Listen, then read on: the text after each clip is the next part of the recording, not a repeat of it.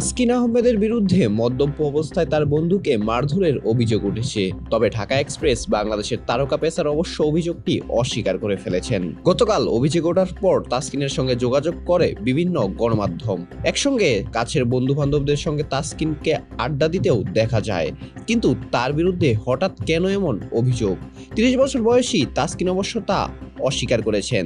তিনি বলেন, এখন তো ওদের সঙ্গে আমি আর মিশি না, আগে মিশতাম একটা সময়। তাসকিনের দাবি, হয়তো তার বন্ধুদের সাথে এখন মেশেন না বললেই তারা কায়দা করে এমন একটা অভিযোগ তুলে দিয়েছে।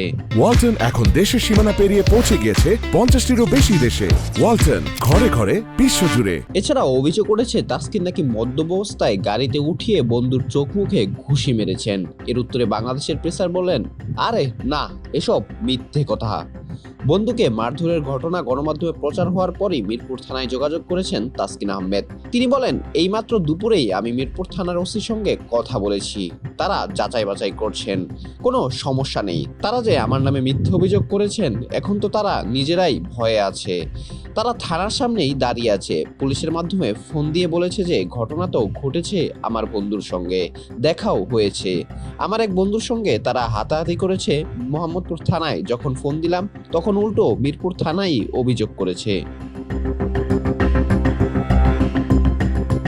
তাসকিনের বিষয়টি নিয়ে মিরপুর মডেল থানার ভারপ্রাপ্ত ওসি সাজ্জাদ রহমান বলেন, বাল্যবন্ধুর সঙ্গে তাসকিনের হাতাহাতি হয়েছে, এটা নিয়ে তার বন্ধু মিরপুর থানায় একটি সাধারণ ডায়েরি করেছেন।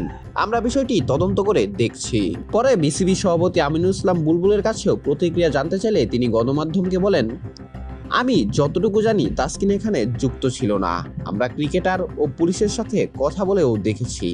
আপনাদের কাছে কোনো প্রমাণ থাকলে সেটা দেখাতে পারেন। তাসকিন নিজে যেমন বিষয়টি ক্লিয়ার করেছেন, একইভাবে তার বিরুদ্ধে ওঠা অভিযোগ নিয়ে সামাজিক মাধ্যমগুলোতে তিনি পোস্ট দিয়ে শিগগিরই নিজের অবস্থানও পরিষ্কার করে দিয়েছেন। সেটা করেছেন এবং নিজেকে বলেছেন তিনি এই ঘটনায় ছিলেনই না। আর যদি সেটা সত্যিই হয়ে থাকে, তাহলে হয়তো তাসকিনের বন্ধুর বলা কথাটাই মিথ্যা। তবে কে সত্য কিংবা কে মিথ্যা বলছে সেটা হয়তো জানা যাবে অফিসিয়াল তদন্তের পর। অঙ্কুর গমেজ, বিডি আর্কাইভ স্পোর্টস।